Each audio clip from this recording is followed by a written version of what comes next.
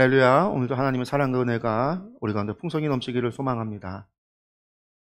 오늘은 10월 마지막 주입니다. 10월 마지막 주는 저희 교회 창립 기념주일이고 또 저희가 추수감사절로 지키는 날이죠. 제가 지난 8년 동안 이날 설교 제목이 항상 동일했어요. 하나님을 기쁘시게 사람을 행복하게 해. 저희 교회 표잖아요. 제가 이제 매년 1년 1년의 표를 두지는 않지만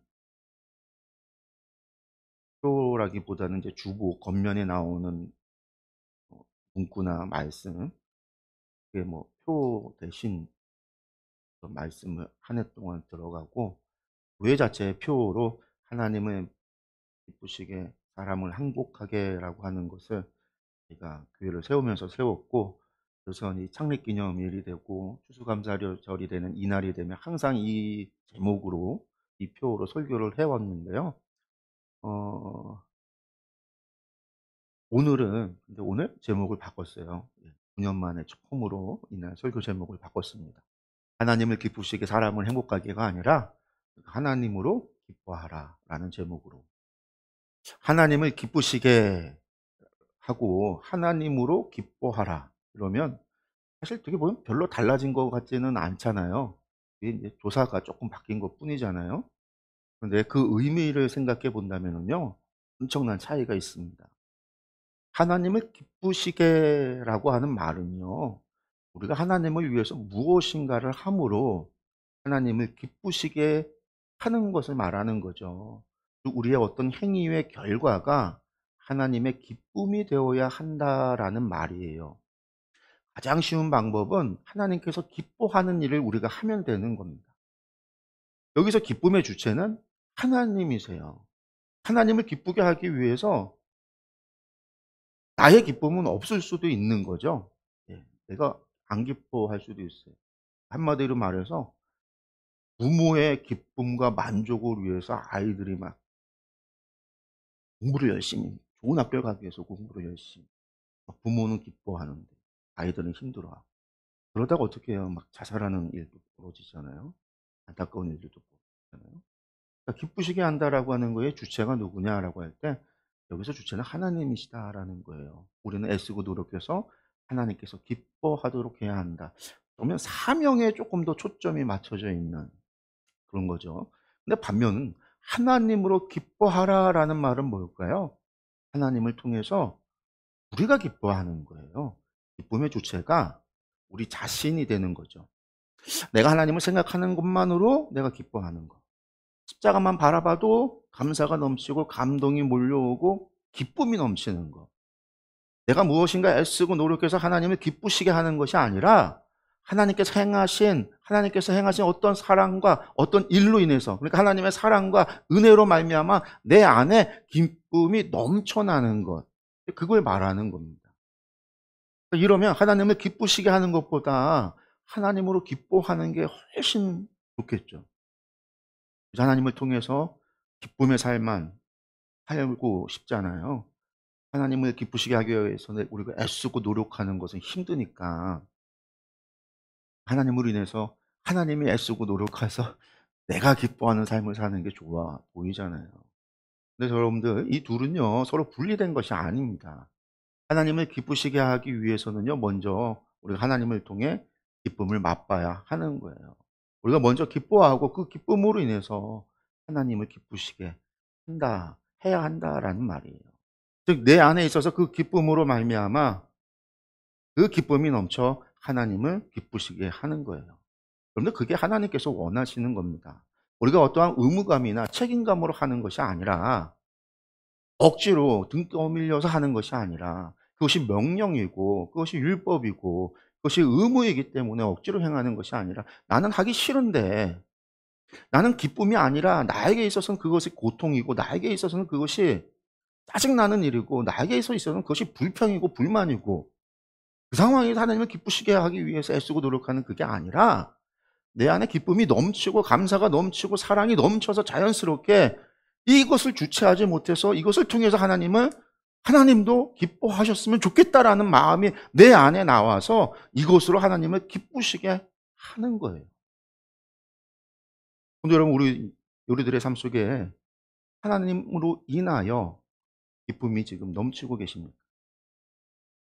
근데 기쁨이 넘치지 않는다라고 한다면 한번 고민해 봐야 하는 거예요. 우리의 영적인 상태를, 우리의 믿음과 신앙을 고민해 봐야 되는 거예요. 우리에게 기쁨이 넘치는 이유가 무엇이, 기쁨이 넘치지 않는, 내 안에 기쁨이 없는 이유가 무엇인지 원인을 찾아서 해결해야 합니다. 그렇지 않고서는 우리는 하나님으로 기뻐하는 삶을 내가 지금 살아가고 있지 않다라는 것이고, 나아가 그것은 결국 내가 하나님을 기쁘시게 할 수 없는 거예요.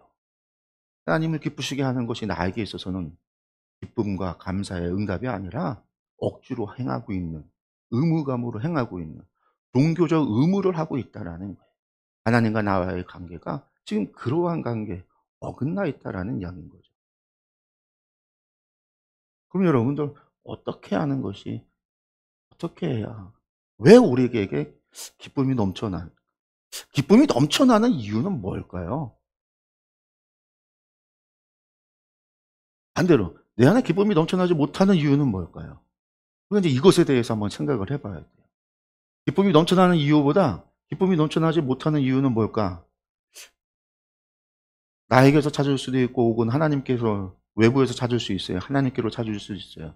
먼저 하나님의 사랑이 부족하기 때문에, 내가 사랑을 덜 받아서 내가 기쁨이 넘치지 않는 것이 아닐까? 하나님이 나에게 은혜를 주는데 부족한 은혜를 주기 때문에 내 안에 기쁨이 넘치지 않는 것은 아닐까? 하나님의 자비와 긍휼이 부족한 것, 그래서 내 삶에 기쁨이 없는 것은 아닌가? 근데 이게 말이 돼요? 하나님의 사랑이 부족해요?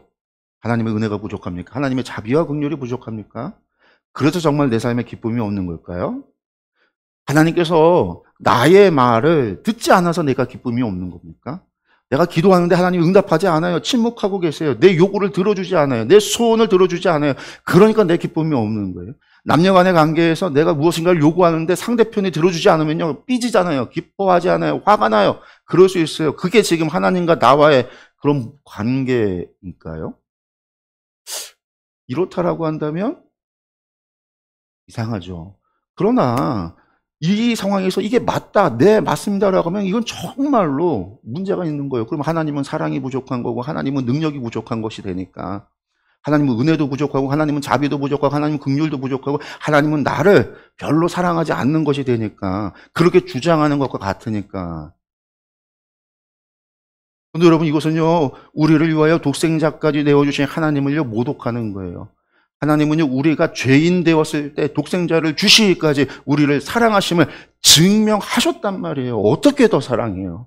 어떻게 더 죄인들을 위하여, 우리를 위하여 더 큰 은혜를, 무엇을 더 어떻게 하실 수가 있어요? 그러니까 우리가 하나님으로 기뻐하지 못하는 문제는요, 하나님께 있는 것이 아니라 누구에게 있는 거예요? 전부 다 나에게 있는 거예요. 바깥에서 찾아야 되는 게 아니라 나에게서 찾아야 되는 거예요. 하나님이 왜 응답하지 않지? 왜 하나님이 들어주지 않지? 왜 하나님? 이게 아니라 나에게서 찾아야 되는 거예요. 그럼 근본적으로 나에게 무엇이 문제인가라는 거죠. 우리가 하나님으로 인하여 기뻐하지 못하는 문제는요, 가장 근본적인 문제는요, 하나님께서 나를 위하여 무엇을 하셨는지, 하나님은 어떤 분이신지를요, 정말 내가 알지 못하기 때문인 겁니다. 우리가 하나님으로 기뻐하지 못하는 이유는 하나님께서 나를 위하여 어떤 마음을 가지고 계시고 어떤 일을 행하고 계시며 지금 행하고 계시는지를 전혀 모르고 있기 때문인 거예요. 다 그저 단순히 지식으로 안다 모른다의 의미가 아닌 거예요. 정말 마음으로 알고 이해하고 깨닫고 있느냐라는 거예요. 진실로 알고 있느냐라는 거예요.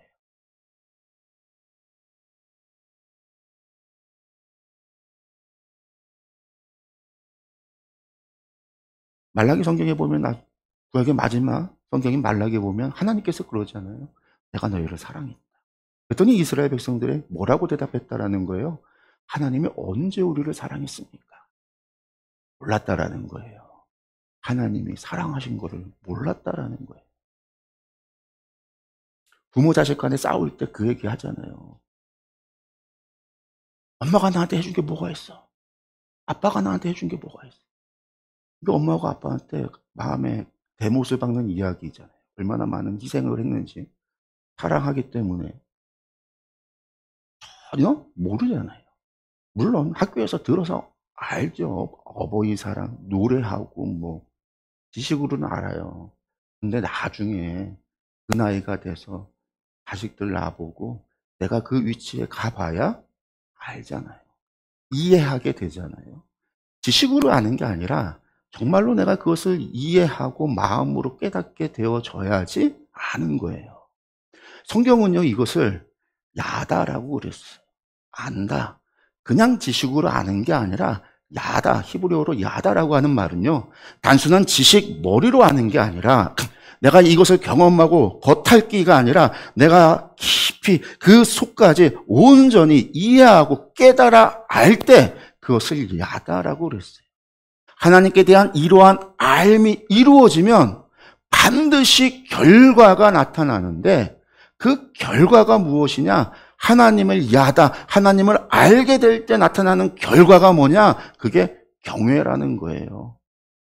하나님을 향한 경외. 이 경외가 또 히브리어로는요, 야레라는 거예요, 야레. 이 야레라고 하는 말의 기본적인 의미가, 이 야레에게는 두 가지 의미가 있는데, 첫 번째 가장 기본적인 의미가 뭐냐면, 두려워하다, 무서워하다라는 거예요. 어떤 실제적인 위험이나 위협 앞에서 느껴지는 공포와 두려움을 야레라고 그래요. 이스라엘 백성들이 시내산에서 하나님과 언약을 맺을 때 하나님께서 시내산에 현현하셨을 때 구름 가운데 천둥이 치고 우박이 치고 땅이 흔들릴 때 연기가 나올 때 백성들이 무서워서 두려워서 하나님의 현현을 보고 두려워서 땅에 엎드려서 우리는 못 올라가겠다. 우리는 하나님을 배웁지 못하겠다. 모세 당신만 올라가라. 할 때 그들이 느꼈던 두려움과 공포. 그게 야레. 그리고 여기에 종교적인 맥락에서 야레가 사용될 때는요. 이게 경외하다라는 말이에요. 존경하다라는 말이에요. 대상의 어떤 위대함과 거룩함, 권위 앞에서 자연스럽게 우러나오는 존경심의 의미가 담겨있는 것이 야레예요.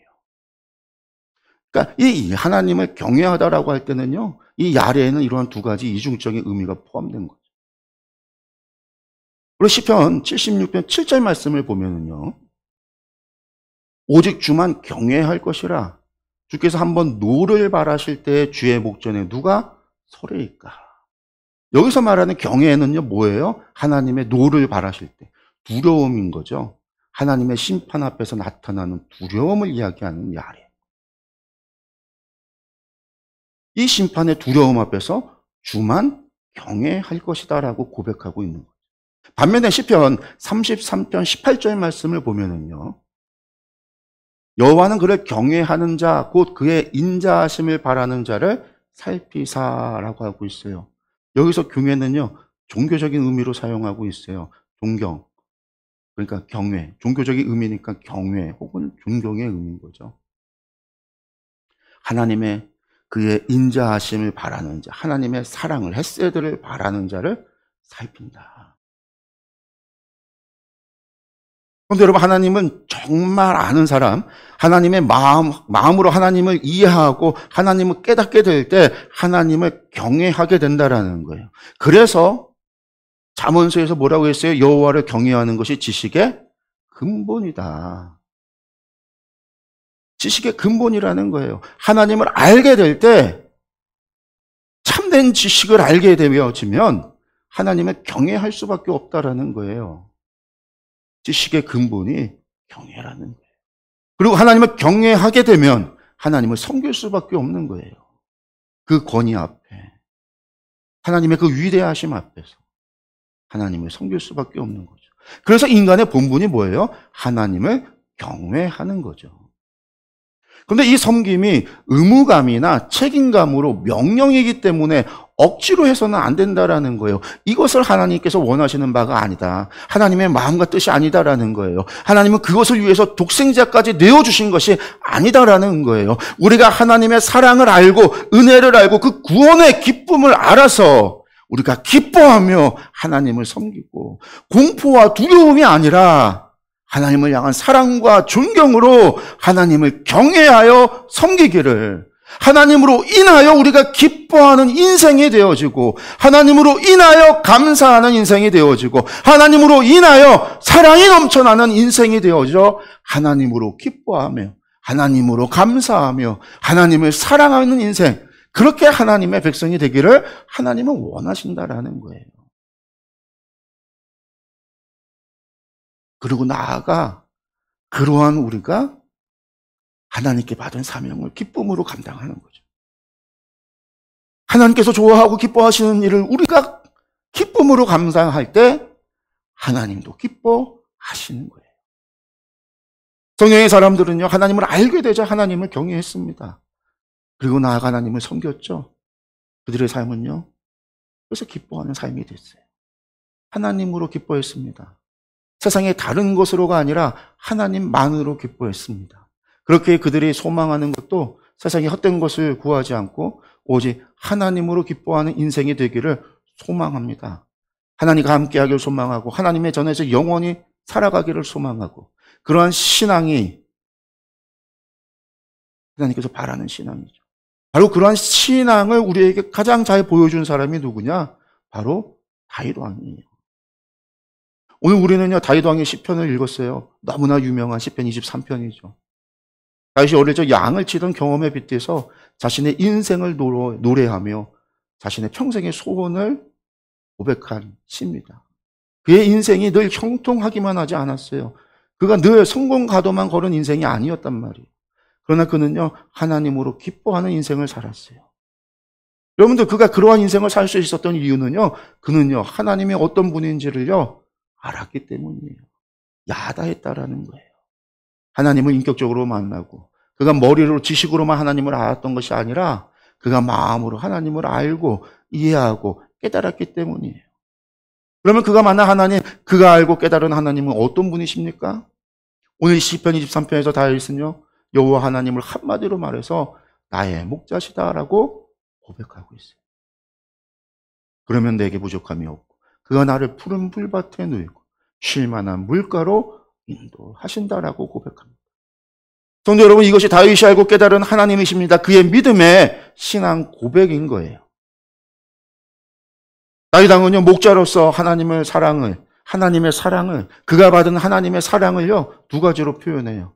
첫째는 하나님은 양무리를 먹이시는 분이라는 거죠. 먹고 사는 문제 하나님께서 전부 책임져 주신다라는 의미가 담겨 있어요. 둘째는요, 하나님께서 세밀하게 돌보시는 분이라는 거예요. 어린 양들을 품에 안고 젖먹이는 암컷들을 온순히 인도하는 이미지, 모든 사람의 형편과 처지에 맞게 세밀하게 돌보시는 하나님의 사랑을 표현하고 있는 겁니다. 하나님께서 이러한 분이신데, 그분이 나의 목자신데 어찌 내가 기뻐하지 않을 수 있겠느냐 라는 거죠. 그리고 이어서 4절에 무엇이라고 고백합니까? 말씀을 보면은요, 내가 사망의 음침한 골짜기로 다닐지라도 해를 두려워하지 않을 것은 주께서 나와 함께 하심이라. 주의 지팡이와 막대기가 나를 안위하시니다이다. 아멘. 다윗의 고백이죠. 그렇습니다. 다윗은요, 하나님께서 모든 위험 속에서 자신의 백성들을 구원하시는 분이다라고 고백하고 있습니다. 다윗은요, 일평생 이런 하나님을 경험했어요. 수많은 전쟁터에서, 그리고 사울 왕에게 쫓김을 당할 때, 아들의 반란으로 도망자가 되었을 때에도 하나님은 변함없이 항상 다윗과 함께 하셨습니다. 그리고 그를 지키셨습니다. 어떤 상황 속에서도 자신과 함께 하시며 자신을 지켜주시는 분이 있는데 그분으로 인하여 어찌 기뻐하지 않을 수 있었겠습니까? 성도 여러분, 하나님께서는요, 다윗에게만 그렇게 행하시는 분이 아닙니다. 하나님께서는요, 지금도 여전히 변함없이 우리가 길을 잃고 방황할 때 하나님을 떠나 위험한 맹수들에게 노출되어 있을 때에, 사망의 음침한 골짜기와 같은 고난을 겪을 때에 우리를 지키시고 우리를 보호하시며 우리를 인도하여 주실 뿐만 아니라 그곳에서 길을 잃고 헤매는 우리를 찾아오시는, 반드시 구원해 주시는 분이십니다. 혹시 내가 잘못해서 길을 잃을지라도, 내가 잘못된 선택으로 잘못된 길을 갈지라도, 내가 죄로 인하여 내가 떨어져 나왔다 할지라도요, 하나님은 99마리를 내버려 두고 길 잃은 나를 찾아오시는 목자시다라는 거예요. 그러니 어찌 기뻐하지 않을 수 있겠습니까? 예수님께서도요, 요한복음 10장 10절과 11절에서 자신을 목자라고 표현하고 있습니다. 말씀 보면은요, 내가 온 것은 양으로 생명을 얻게 하고 더 풍성히 얻게 하려는 것이라. 나는 선한 목자라. 선한 목자는 양들을 위하여 목숨을 버리거니와. 아멘. 그렇습니다. 선한 목자이신 하나님께서는요, 자신의 양들을 지키고 풍성하게 먹이시고 구원하시기 위하여 이 땅에 직접 찾아오셨어요. 바로 예수님이시죠. 결국에는 이 양들을 구원하시기 위하여 더욱 풍성한 삶을 주시기 위하여 십자가에 달려 죽으셨습니다. 목자이신 주님은 목숨을 주시기까지, 생명을 주시기까지 우리를 사랑해 주셨습니다. 그런데 여러분, 우리가 믿는 하나님은요, 우리의 목자가 되십니다. 우리를 지켜주시고 먹여주시고 보호해 주십니다. 심지어 자신의 생명을 주시기까지 우리를 사랑해 주십니다. 목자이신 하나님께서 우리를 인도하여 주십니다. 그리고 오늘도 변함없는 그 사랑으로 우리를 먹이시고 인도하며 지켜 보호하여 주고 계십니다. 그러한 분이 우리의 목자이신데 우리가 어찌 기뻐하지 않을 수 있겠습니까? 어찌 감사하지 않을 수가 있겠습니까? 어찌 그분을 사랑하지 않을 수가 있겠습니까? 우리가 정말로 하나님을 알고 그분이 우리를 위하여 행하신 일들을 깨닫는다라고 한다면, 그것을 믿는다라고 한다면 어찌 기뻐하지 않을 수 있겠습니까? 우리는요, 기뻐할 수밖에 없어요. 감사할 수밖에 없어요. 우리의 삶은 기쁨이 넘치는 삶이 될 수밖에 없습니다. 어떤 상황 속에서도 우리가 하나님을 생각하며, 어떤 상황 속에서도 주의 십자가를 바라보면 기뻐할 수밖에 없어요. 여러분들, 그것이 신앙이고 그것이 믿음입니다. 오늘 말씀 속에서 우리가 기억해야 될 것이 하나가 더 있어요. 성경은요, 하나님을 목자라고 표현했잖아요. 그럼 반면에 우리를 향해서 뭐라고 얘기했어요? 양이라고 표현을 했어요. 그런데 이 사실도 우리는 기억을 해야 돼요. 우리가 양이라는 사실. 양은요, 자신을 방어하기 위한 어떠한 수단도 가지고 있지 않아요. 남을 해야 할 날카로운 이빨이나 발톱을 가지고 있지 않아요. 기민하게 숨을 능력도 없어요. 빨리 달리기를 할 줄도 몰라요. 후각이 발달되거나 눈이 발달되지도 못해요. 양은요, 시야도 좁아요. 눈도 나빠요. 멀리 주변을 살필 줄도 몰라요. 양은요, 단지 목자가 인도하는 대로 사는 것이 양의 삶입니다. 좋은 풀밭으로 인도하면 배불리 먹고요, 편안한 시절을 보내요. 먹이가 없는 곳으로 지날 때면요, 고단한 삶을 살아야 하는 그런 피동적인 삶을 사는 존재가 양이라는 거예요. 그러기에 양은 목자를 떠나서는요, 아무것도 할 수 없습니다. 성도 여러분, 저와 여러분요, 양은 맹수로부터 자신을 보호할 수 있는 힘이 없습니다. 양은 어디에 연한 풀이 있는지, 양은요, 어디로 가야 갈증을 해소할 물이 있는지 알지 못해요. 목자 떠난 양은요, 맹수의 밥이 되거나 독초를 먹고 죽을 수밖에 없습니다. 양이 안전한 삶을 살며 풍성한 삶을 사는 길은요, 한 가지밖에 없어요. 목자의 보호를 받으며 사는 겁니다. 목자의 품을 떠나지 않는 것. 저와 여러분의 삶이 그렇습니다. 우리가 하나님의 보호하심과 인도하심을 받으려면 하나님의 사랑과 보호의 그 품 안에 있어야 해요. 하나님의 품 안에 있을 때, 하나님의 지팡이와 막대기의 보호 아래 있을 때 우리는 안전할 수 있습니다. 우리는 하나님께서 베풀어주는 은혜와 풍성한 가운데 살아갈 수 있어요. 그러므로 성도 여러분, 목자 대신에 하나님께 여러분의 삶을 맡기시기 바랍니다. 그러면 하나님께서 여러분의 삶을 지켜주실 겁니다. 양의 인생이란 단순합니다. 좋은 목자, 부지런한 목자를 만나면요, 잘 먹고 잘 살게 되어져 있어요. 그러나 게으르고 나쁜 목자를 만나면요, 한평생 고생만 하다가 잡혀먹는 게 양의 인생이에요. 그리고 이것이 우리의 인생이기도 합니다. 우리의 인생이요, 내 의지와 내 능력으로 개선되어지는 것 같고 삶이 윤택해지는 것 같지만 내 능력과 의지가 내 삶에 크게 반영되는 것은 아닙니다. 아무리 노력해도 안 되는 것이 있고요, 안 풀리는 문제가 있어요.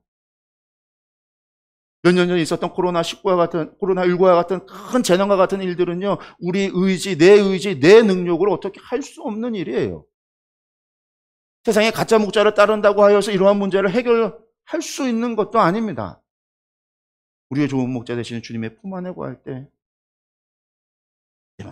주께서 우리를 보호하여 주십니다. 그렇습니다. 아무리 힘든 고난과 어려움을 만난다 할지라도 주님과 함께하는 성도는 걱정과 근심할 것이 없습니다. 우리 하나님께서 우리의 좋으신 목자가 되어주시기 때문입니다.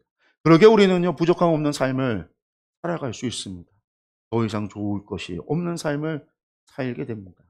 이러한 삶이 기쁨의 삶이 아니고 무슨 삶이 있겠습니까? 여러분들, 이것이 행복이 아니면 무엇이 행복이겠습니까?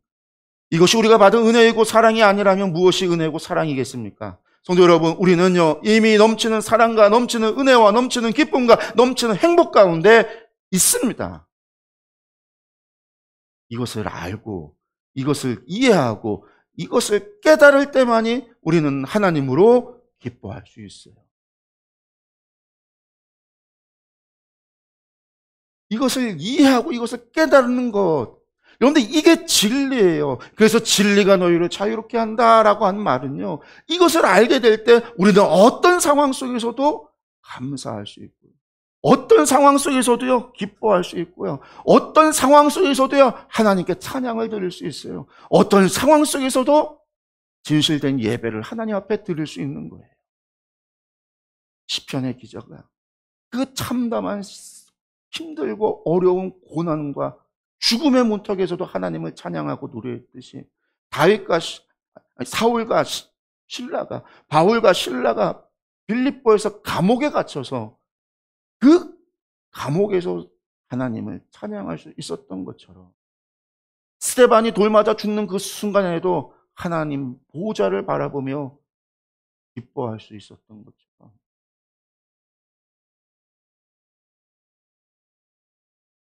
우리가 이것을 알 때 자유롭게 된다라는 거예요. 어떤 상황 속에서도 우리는 기뻐할 수 있고, 어떤 상황 속에서도 우리는요 감사할 수 있고요, 어떤 상황 속에서도 우리는 찬양할 수 있고, 어떤 상황 속에서도 우리는 하나님과 함께하며 하나님으로 거하는 성도들이 될 수 있다라는 말입니다. 사랑하는 성도 여러분, 하나님은 우리의 선한 목자이십니다. 그리고 우리는 그의 양입니다. 여러분, 이 진리를 깨달으시고 이것을 믿으시기 바랍니다. 이것을 알고 깨달을 때 우리를 위하여 일하시는 하나님으로 인해 우리는 참된 기쁨을 누리는 삶을 살아갈 수 있습니다. 성경에서 말씀하고 있는 정말 하나님을 믿음으로 누리는 참된 기쁨과 감사, 행복을 누리는 삶을 살 수 있습니다. 하나님은 우리에게 이러한 기쁨과 행복을 주시기 위하여 수고하고 무거운 짐진 자들아 다 내게로 오라, 내가 너희를 쉬게 하리라 라고 하셨습니다. 주님은 우리에게 사명이라는 멍에를 씌워주기 위해 부른 것이 아니라 주님은 우리에게 기쁨을 주고 쉼을 주기 위하여 주셨습니다. 성도 여러분, 하나님으로 기뻐하십시오. 이 기쁨이 여러분의 삶을 변화시켜 하나님의 거룩한 백성의 삶을 살아갈 수 있도록 보십시오. 기도하겠습니다.